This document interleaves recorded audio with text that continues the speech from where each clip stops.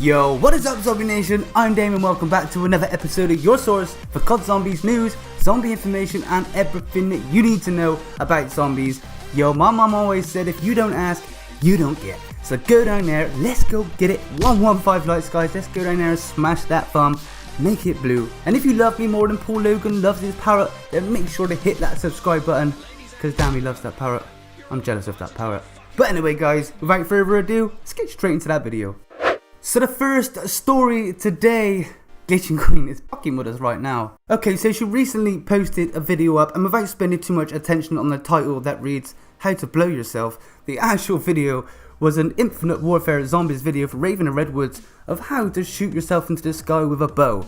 Absolutely fine, completely innocent, very short video. The video was only 2 minutes and 40 seconds long. But she done something within this video that was very out of character for a Glitching Queen, and something I've never seen her done, and being a long time fan, it's kind of stuck out to me quite a lot, and nobody seems to be talking about that much. The video is only 2 minutes 40 seconds long, and at 1 minute 40 seconds, she starts playing some random clips. Now I'm not going to play these clips, I don't know where she got them from, and I don't know if they're copyrighted or not. But the first particular clip was a Fox newscast, and it skipped on then to a president, which is really strange. The next clip she played was two children playing with something called soccer boppers. It was a really cheesy tune in the background, really weird stuff. But what really intrigued me the most, for the last 50 seconds of her video, was a documentary from the Channel 5 about Alcatraz. Yes, now I can't play you the whole clip, I don't know if it's copyrighted or not, and I'm really surprised that she put it in her video. But this is an Infinite Warfare video, and she's put an Alcatraz clip at the end of her video. Now I don't know about you, but there's some low-key hints going on here. Glitching Queen is trying to tell us something that she knows that we don't. And we know she's already been talking about DLC 5. So then why not make another DLC 5 video? Why are we getting hyped like this? It's really strange, and I really feel like Glitching Queen's trying to put a message out to us right now without directly making an actual video on it. Not only that, upon playing it through back a few times, you can notice some numbers in the top right hand corner, and those are not numbers that are actually part of the clips. You can see they were added in after, as they are the exact same font, color, drop shadow on every single picture, but the only difference are the numbers themselves. So on the first clip, we had a colourful technical difficulties sign with a 25 in the corner. The next clip was of a president with a number 34 in the corner. Then we get a quick white noise fuzzy screen with the number 39 in the corner. Then when it jumped on to the next clip of the soccer boppers with the two kids punching each other with some sort of balloon, the number read 49, and then the screen cut to fuzz for a few seconds, really strange, and the number in the right corner was then 62. So we have 25, 34, 39, 49 and 62. This is some sort of cipher, this is some sort of message. Nobody is really talking about this guys. We need to get some sort of discussion about this and find out exactly what this is. Yes, she could well be getting us hyped for DLC 5. But why be so secret about it? Why put it in an Infinite Warfare video? Has nothing to do with Black Ops. There is even nothing to do with DLC 5 or Black Ops in the tags. Nothing in the title, nothing in the description. Yet there's a whole minute dedicated at the end to things we could only relate back to Black Ops 3, like the presidents from 5. I'm not sure what the bopper puncher things are, but the Alcatraz, Mob of the Dead, and the numbers.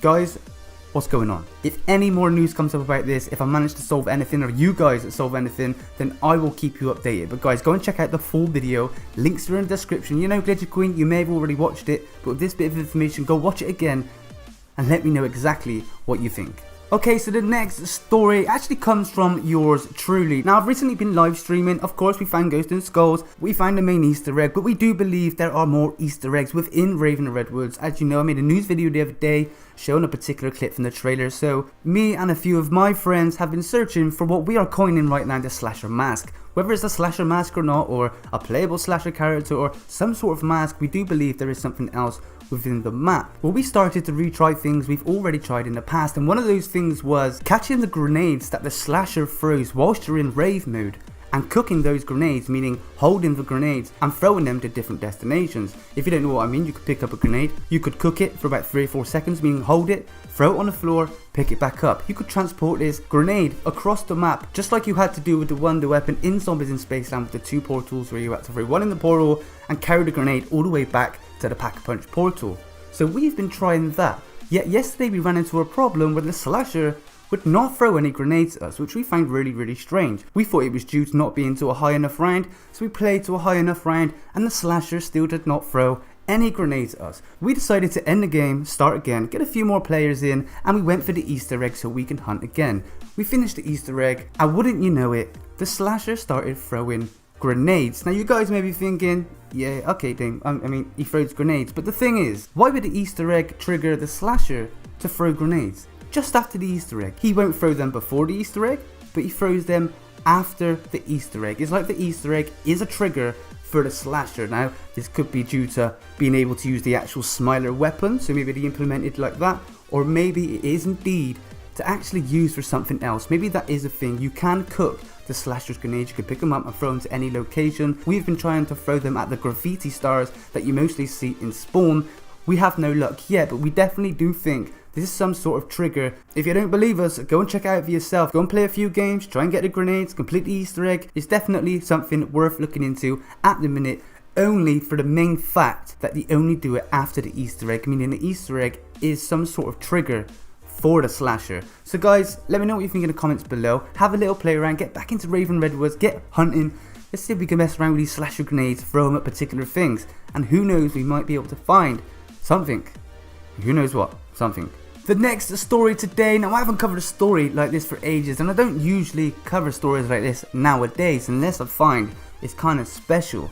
Well, coming to you from the guy who made Verrückt remastered for mod tools. Yes, sorry Xbox, sorry PlayStation 4, I'm one of those guys, don't worry, I won't be playing this either, but he made a beautiful version of Verrückt remastered. Many YouTubers are playing it. Well, this guy has just released a trailer for a brand new map for PC mod tools on Black Ops 3, so if you're PC mod tools, you're going to be getting pretty hyped right now. The map name is Pestilence, and oh my god, the chills I got from this trailer. I'm so jealous that I won't be able to play this, but this is beautiful, beautiful work. I mean, guys, go and check the trailer out. I may play a few seconds in the background.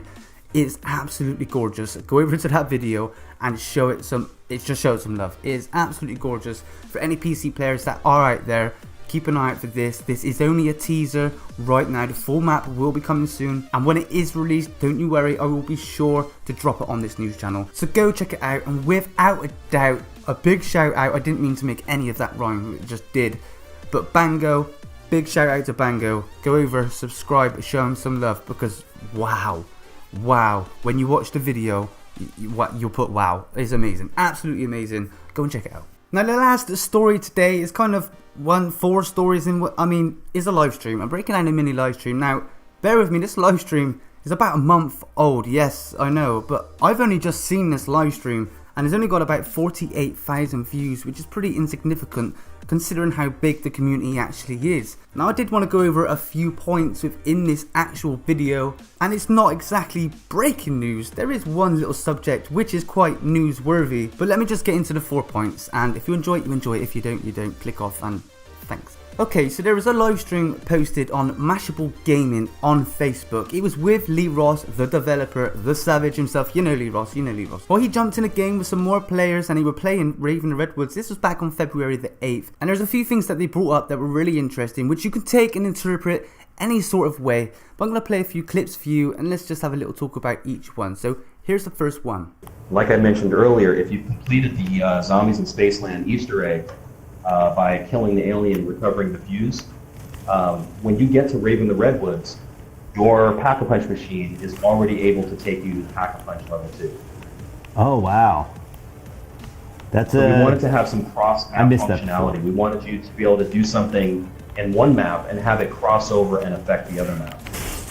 Okay, so that's not major news, but I did find it really interesting the way they were thinking and the way they were trying to implement cross-map Easter eggs just into 2 maps. Not into all 4 DLCs, but just between those 2 particular maps, which I find really interesting. Now, of course, as we know, he's just told us we can use the fuses or do the main Easter egg in Zombies in Spaceland to be able to get Pack-a-Punch in Rave in the Redwoods. That is the cross-map Easter egg. But if they are thinking in that sort of manner, it is very plausible there may still be a mini cross-map Easter egg within these 2 maps. Of course, it's only speculation. We're trying to think out the box a little bit. This could be a possibility for sure if they've already done it, and they are openly speaking about it as well. Now, you may not find this as interesting as me. For me, it gives me like an insight into their way of thinking at this particular moment. So we do know in the future we could be seeing cross-map Easter eggs between more different types of maps, maybe DLC 2 and DLC 3, maybe even DLC 1 and DLC 4, who knows, but we do know they are definitely thinking in that sort of way,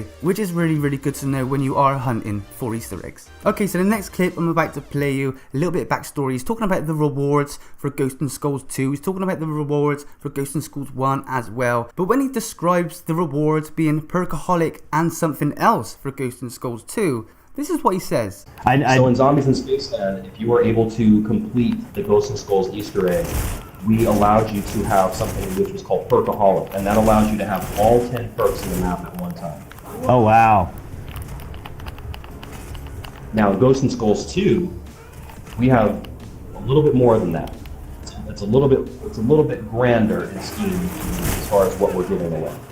So at the end of the clip is a little bit inaudible, you can't really hear it that well, but he says the reward on top of Perkaholic will be a little bit grander. Such an expressional word to use for something so significant, because really all it is apparently is unlimited revives for multiplayer. It has no use whatsoever for solo, which kind of says to me, is there more to do with that 7th skull? We've sort of put a lid on it and said nope, it's multiple revives, multiplayer only, but is that the case?